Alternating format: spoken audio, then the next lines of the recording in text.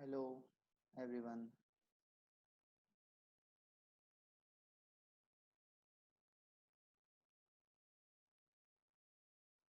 आज मैं first time ऐसे रिकॉर्ड कर रहा हूँ। फिर मैं स्टूडेंट्स आपके साथ ये शेयर करूँगा। We have started statistics first chapter index number. It has weightage of 12 marks in your board exam.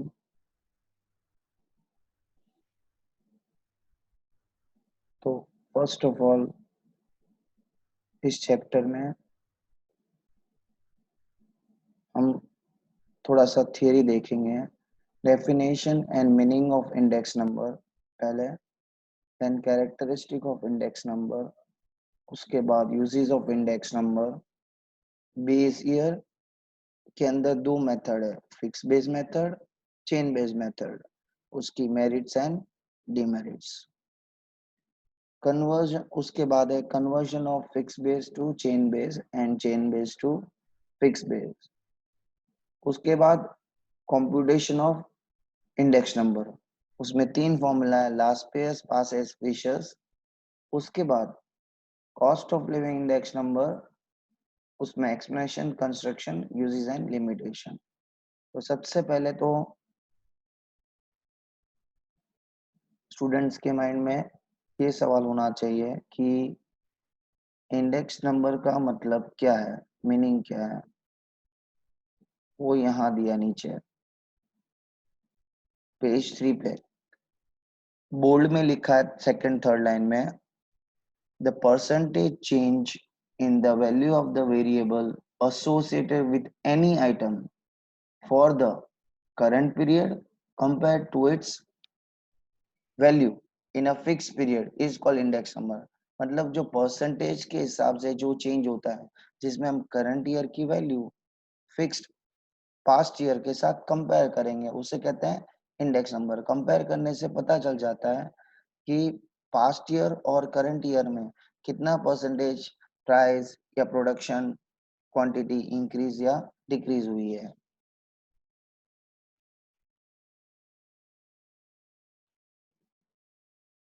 Okay, मैं एक की एक लाइन धीरे धीरे समझाऊंगा, क्योंकि थियरी अच्छे से कंसेप्ट क्लियर होगा तो सम्स करना इजी हो जाएगा। Okay, definition and meaning of index number. Price of an item, national income, supply, production, employment and unemployment, investment, import, export, cost of living, population of a country, birth rate and death rate vary, मतलब change होता है, increase या decrease continuously with time. Generally, the proportion and direction of this variation also keep on changing. मतलब price increase या decrease होता है या production increase या डिक्रीज होता है, वो कंटिन्यूस चेंज होता रहता है। It is important to study the variation, variation मतलब चेंजेस और fluctuation in the price and quantity of an item with respect to change in time. मतलब हर थोड़े थोड़े टाइम में, समय में, हर मंथ, हर ईयर प्राइस और क्वांटिटी ऑफ प्रोडक्शन में चेंज होता रहता है। The planning for the future can be suitably done for the knowledge of this changes. मतलब हम अगर ये चेंजेस के बारे में स्टडी करेंगे, हमारे पास उसका नॉलेज है, तो हम प्लानिंग अच्छे से कर पाएंगे। The changes taking place in the value of the variable of two different time period can be measured by the following method। पहला तो मेथड ऑफ एब्सोल्यूट डिफरेंस और दूसरा मेथड ऑफ रिलेटिव डिफरेंस। जो method of absolute difference है ना, वो तो सिर्फ थियोरेटिकल कंसेप्ट है और वो ज्यादा यूजफुल नहीं है, इसलिए उसके बारे में 7-8 लाइन ही दिया है। फिर method of relative difference, we will understand this concept by the following illustration। Suppose the data regarding the average price kilogram of two items, wheat and rice, for a month in the year 2015 and 2016 are as follows। Price 15 और 16 का, wheat में price 2050 में 24 है और 2016 में उसकी price 30 rupees है। फिर राइस की प्राइस पहले 2015 40 रुपए है और 46 रुपीज 2016 में है। देखो वीट में भी प्राइस 15 से 16 एक साल में 6 रुपए बढ़ी है और राइस में भी प्राइस 6 रुपए ही बढ़ी है 40 से 46। अब इसके बारे में पढ़ेंगे। Let us understand the comparison of variation in the price of wheat and rice using the two methods stated above. पहला method of absolute difference. The price of wheat in the year 2015 was rupees 24, which increased to 30 rupees in the year 16. Thus, the price per kilogram increased in the year 16 by rupees 5 with respect by rupees 6 with respect to 2015। मतलब 15 से 16 में एक साल में prices 6 रुपए बढ़ गई। Similarly, the price of rice has also increased by rupees 6. This is obtained by absolute difference. Absolute difference में क्या करते हैं, सिर्फ करंट ईयर में से पास्ट ईयर की वैल्यू माइनस कर देते हैं। Thus, it can be said that the same price rise in both the item. But this is not true in reality because the price per unit of this item are not same in 2015। मतलब ये जो difference है ना वो ज्यादा useful नहीं होगा क्योंकि 2015 जो बेस ईयर है उस समय दोनों की प्राइस अलग थी। Thus, the base for comparative study of price in 2016 is different. Hence, this method is not appropriate to compare the variation in the variable. We shall now study the method of relative measure which is used in such situation. अब ये method absolute method ज्यादा useful भी नहीं है। क्यों? क्योंकि अगर एक वीट होता और दूसरा समझ लो ऑयल होता या मिल्क होता फॉर एग्जांपल, वीट किलोग्राम में मेजर होता है और मिल्क लीटर में मेजर होता है, तो दोनों का यूनिट अलग अलग है तो आपस में कंपेयर करना पॉसिबल नहीं है, इसलिए एब्सोल्यूट डिफरेंस यूज नहीं होगा कंपेयर करने में भी।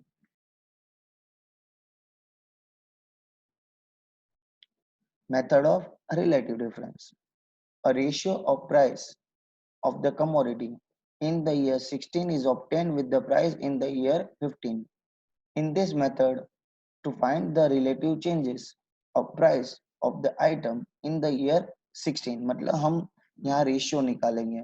न्यूमरेटर में 2016 का आएगा, डिनोमिनेटर में 15 का आएगा।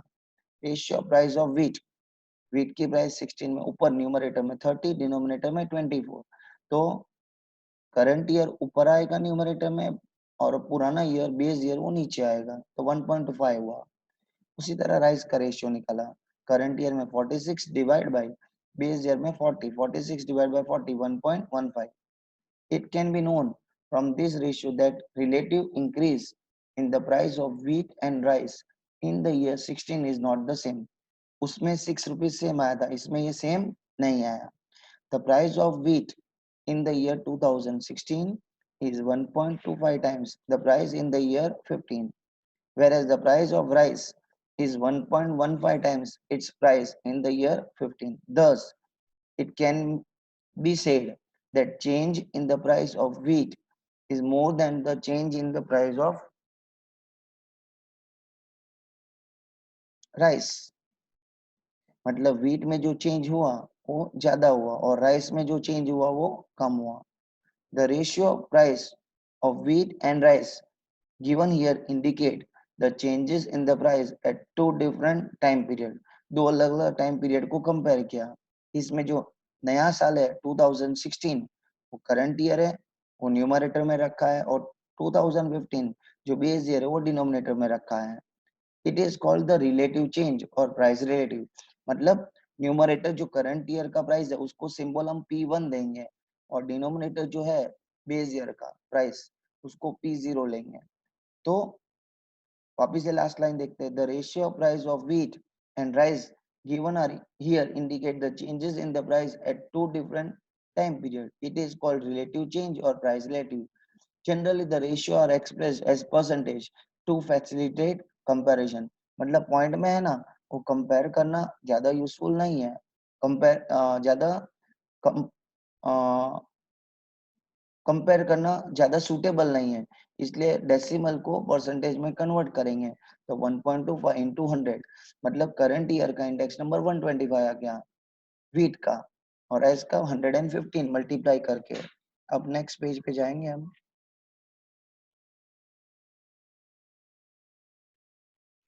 नेक्स्ट पेज पे तो पहले डिफाइन है, this is a relative percentage measure. Relative मतलब पहले रेशियो ऑब्टेन करेंगे, परसेंटेज क्यों, क्योंकि 100 से मल्टीप्लाई करेंगे for the changes. Such relative major is called an index number. ध्यान रखना, लास्ट ईयर भी था, जो रिलेटिव मेजर होता है ना उसका कोई यूनिट नहीं होता है। दस percentage change in the value of a variable associated with any item for the given current period compared to its value in the fixed period is called index number. Now we shall obtain the relative measure for the collective changes in the price of these two mutually related item। मतलब आपस में related item का हम compare करेंगे, दोनों का साथ में collective। पहले हमने wheat और राइस का अलग से निकाला, अब हम wheat और राइस का combine निकालेंगे। The absolute method is not useful to find the measure of overall changes, because many times the unit expressing the price of two items may be different. मतलब जैसे एक आइटम वीट होता तो वो kilogram में, और दूसरी आइटम मिल्क होती जो लीटर में है।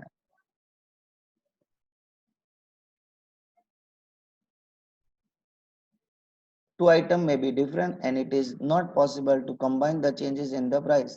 The method of relative measure is used in such a situation। मतलब जब दोनों का अलग अलग यूनिट होता है तो कंपेयर करने में हम रिलेटिव मेथड यूज करते हैं। Since the relative major is free from unit of measurement, relative major में हम कंपेयर करने के बाद कंपेयर करने के लिए यूनिट कभी यूज ही नहीं करते हैं। It is possible to combine the changes in the price of two items, and it is convenient to find a mathematical measure for these changes। मतलब कंपैरिजन पॉसिबल होगा अलग अलग यूनिट होने के बावजूद भी। Now we shall take a relative measure for overall changes। Overall मतलब जितनी भी कमोडिटीज 2 3 4 कंपेयर कर सकते हैं। दो overall changes from the changes in price of grains, wheat and rice. We shall denote the price of 16 as P1। 16 है ना current year, इसलिए उसका सिंबल P1 आएगा। And price of 2015 by P0। P0 is called base year price and P1 is called current year price। तो ratio निकालेंगे, P1 upon P0 is called price relative of an item। तो ये वही prices है जो previous page पे थी। तो पहले हमने प्राइस रिलेटिव निकाला या relative change, P1 upon P0 30 upon 24 1.25 wheat में, राइस में 46 अपॉन 40 1.15 टू, और बाद में टोटल किया वीट और राइस का 1.25 प्लस 1.15 तो टोटल आया 2.40। फिर लास्ट कॉलम निकाला परसेंटेज ऑफ प्राइस रिलेटिव, मतलब P1 अपॉन P0 इंटू 100। फर्क क्या हुआ कि जो पॉइंट में डेसिमल नंबर आया था उसको 100 से मल्टीप्लाई कर दिया तो वो परसेंटेज में कन्वर्ट हो गया, जिससे क्या होगा कंपैरिजन करना इजी हो जाएगा परसेंटेज में कन्वर्ट करने के बाद। The index obtained by multiplying the average of price relative of current year for these two items by 100 is called price index number of the item for the current year। It is denoted by I। तो price index number of wheat and rice for the current year कैसे निकालेंगे? Current year मतलब 2016 का, तो ऊपर आएगा price relative of wheat plus price relative of rice divide by number of item. यहाँ 2 item है इसलिए 2 से डिवाइड किया व्हीट एंड राइस, और बाद में मल्टीप्लाई बाय 100। जैसे 1.25 था प्लस 1.15 दोनों का टोटल 2.40 डिवाइड बाय 2 तो 1.20 आएगा, इंटू 100 करेंगे तो 120। 120 आया, ये व्हीट और राइस का कंबाइंड इंडेक्स नंबर है। Hence, price index number of wheat and rice for the current year I equal to 120। The price index number of wheat and rice is 120 indicate that there is 120 आया, ये 2016 का index number है। लेकिन जो 2015 base year था ना, एक theoretical point है कि बेस ईयर का हमेशा इंडेक्स नंबर 100 होता है।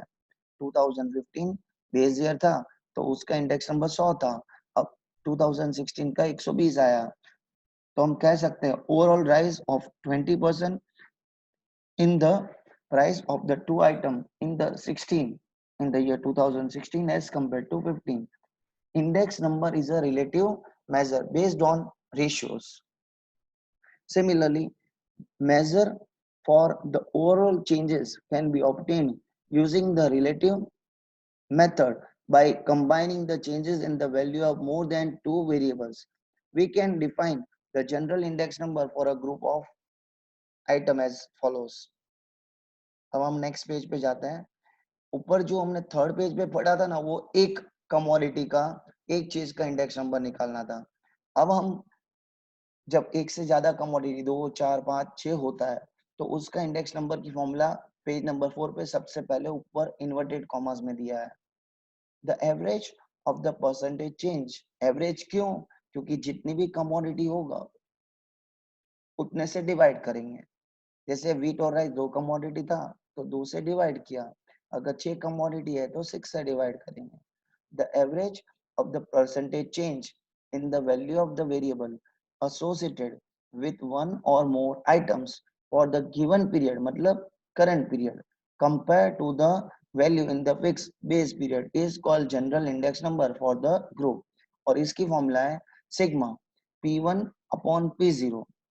ऊपर आया था ना व्हीट और राइस का, P1 अपॉन P0 का total divide by n into 100। P1 मतलब price of current year, P0 मतलब प्राइस ऑफ बेस ईयर और n मतलब number of item into 100।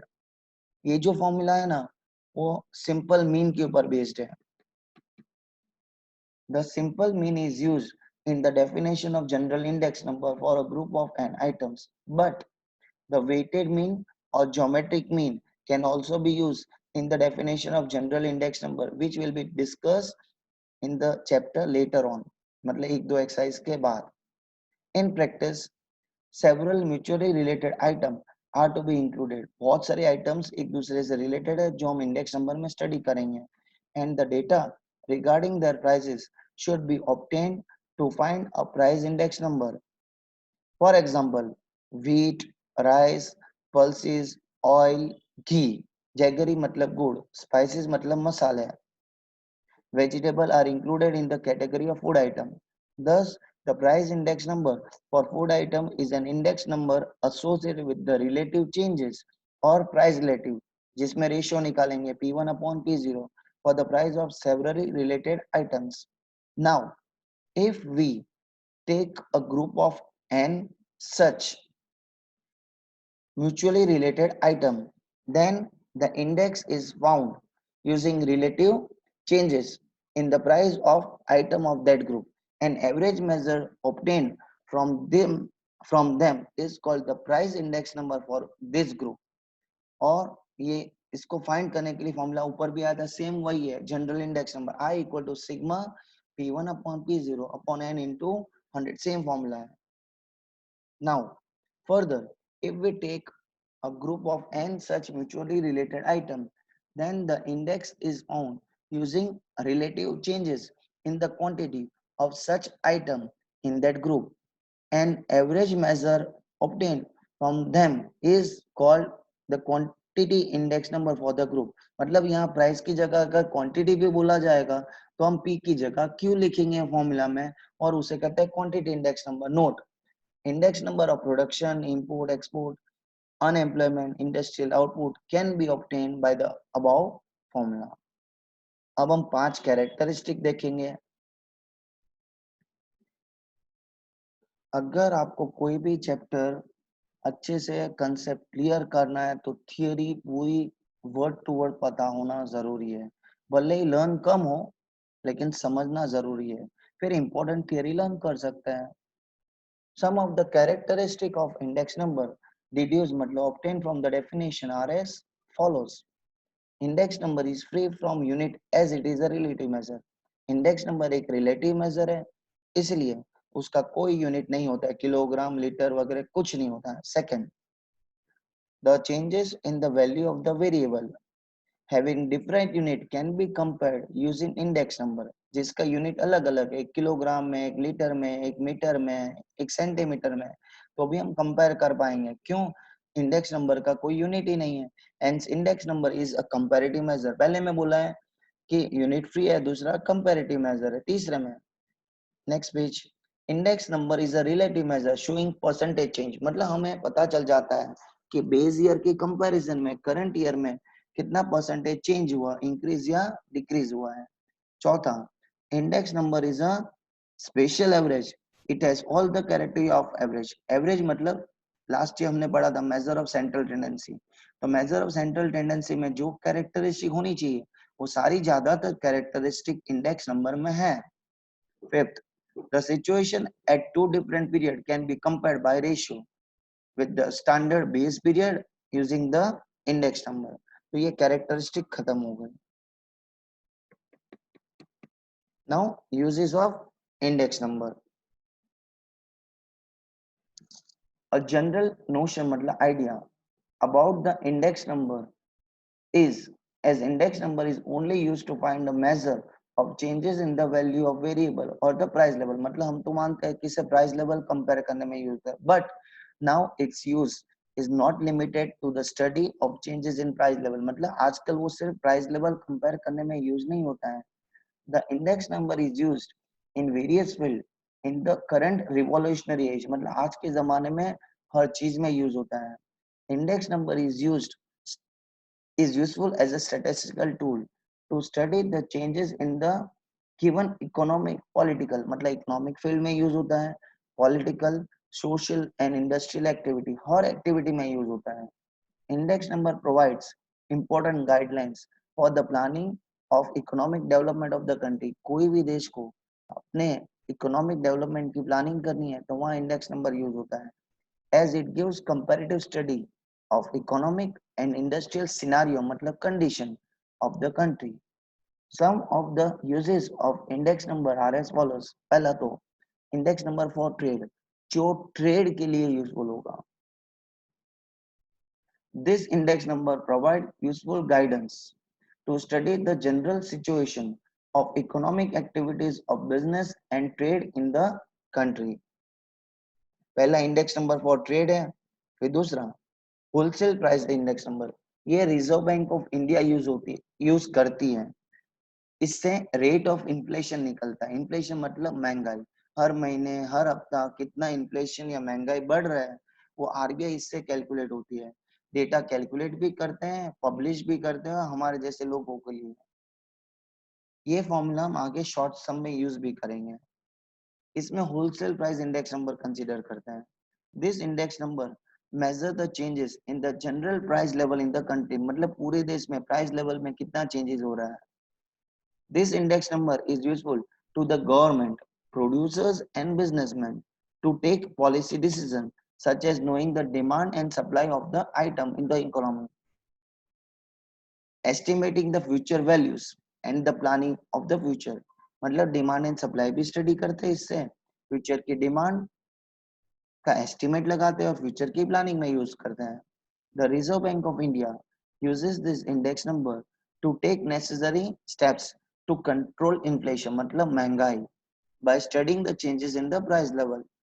Using the wholesale price index number, the rate of inflation is found as follows। ये formula नीचे वाली है ना, उससे फाइंड आउट करेंगे।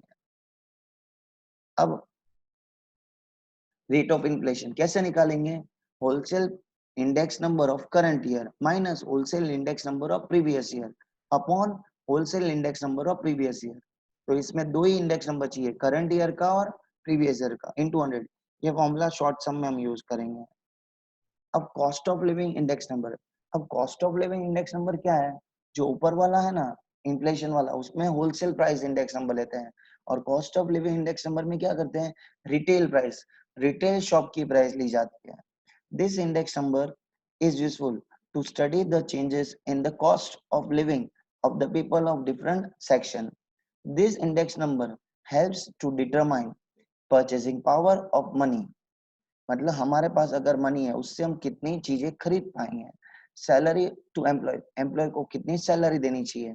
डियरनेस अलाउंस, मतलब हर महीने हर साल महंगाई बढ़ती है, और महंगाई जो बढ़ती है ना, उसके लिए एम्प्लॉय की सैलरी में कुछ इंक्रीज होता है महंगाई की वजह से, उसे dearness allowance, bonus.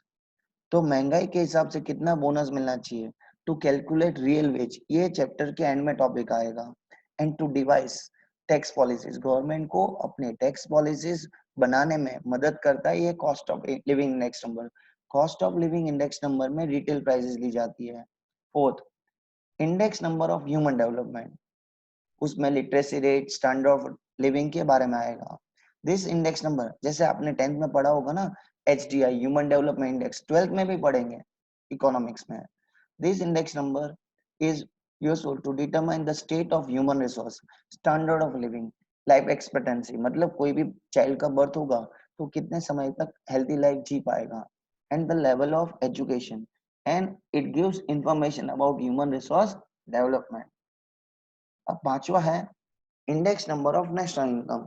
This index number is useful to evaluate, मतलब calculate economic condition of the country, and to determine the target of the 5 year plan by the government. Government 5 year का plan बनाते हैं, उसका target को evaluate करने में ये index number use होता है। The suggestion for increasing national income, मतलब हमारे देश की नेशनल इनकम कैसे बढ़ सकती है, उसके लिए सजेशन होते हैं। Production and per capita income of the country, मतलब देश का प्रोडक्शन कैसे बढ़ेगा, पर कैपिटा इनकम कैसे बढ़ेगा, उसके लिए सजेशन मिलते हैं। Can also be given using this index number by studying the changes in the national income of the country. इसमें स्टडी किया जाता है कि हमारे देश की नेशनल इनकम कैसे बढ़ेगी। अब नेक्स्ट है छठा point, index number of industrial production. This index number is very useful to study the changes in the production in industrial and craft field, industrial activities के बारे में। This index number is helpful to increase the rate of development of the country, industrial planning करने में and trading activity को plan करने में। Next है, नाम से ही पता चल जाएगा, index number of agriculture production. This index number is useful to study the changes in the price of agriculture production. The government plans agriculture policies using this index number. इस index number की वजह से हमारी agriculture ministry इसके लिए planning करती है। Moreover this index number is helpful in forming policies to give proper support price to the farmer for the production, मतलब फार्मर्स के लिए कम से कम मिनिमम सपोर्ट प्राइस MSP कितना मिलना चाहिए वीट का, जैसे 15 रुपए पर केजी या 20 रुपए पर केजी, कम से कम इतना तो मिलना चाहिए। ऐसी प्राइस डिसाइड करने में गवर्नमेंट को ये इंडेक्स नंबर यूजफुल है। अब index number of import and export. This index number is useful to determine import export policies, government की import export policies बनाने में, exchange rate decide करने में, foreign exchange requirement and the rate of on excise on goods, excise import export या production पे कितना tax लगना चाहिए वो डिसाइड करने में ये इंडेक्स नंबर यूज होता है, and to provide necessary suggestion। फिर 9 पॉइंट, ये एम्प्लॉयमेंट और अनएम्प्लॉयमेंट से रिलेटेड इंडेक्स नंबर है। This index number provide the picture of employment and unemployment prevailing in the country, मतलब कितने लोग एम्प्लॉयड हैं, कितने लोग अनएम्प्लॉयड है, वो इस इंडेक्स नंबर से पता चल जाता है। This shows the problem of unemployment which facilitates the human resource planning, ये ह्यूमन रिसोर्स की प्लानिंग करने में मदद करता है। फिर index number of capital investment, ये स्टॉक मार्केट से रिलेटेड है। स्टॉक मार्केट में क्या प्राइसेस चल रहा है, कितना इन्वेस्टमेंट हो रहा है, उसके बारे में बताता है। The changes in price of shares and stock, debentures, government securities and flow of capital investment, मतलब शेयर मार्केट में कितना पैसा आ रहा है, can be studied by the index number. It also helps to estimate the trend of price of share and stock, मतलब share की price increase या decrease होगी उसकी बारे में जानकारी प्रोवाइड करता है। फिर index number of raw material, ये रॉ मटेरियल इंडस्ट्रीज के लिए होता है। This index number provide necessary guidance to traders, businessman, economist for the policy of production and sales, economist को अपनी पॉलिसीज बनाने में मदद करता है।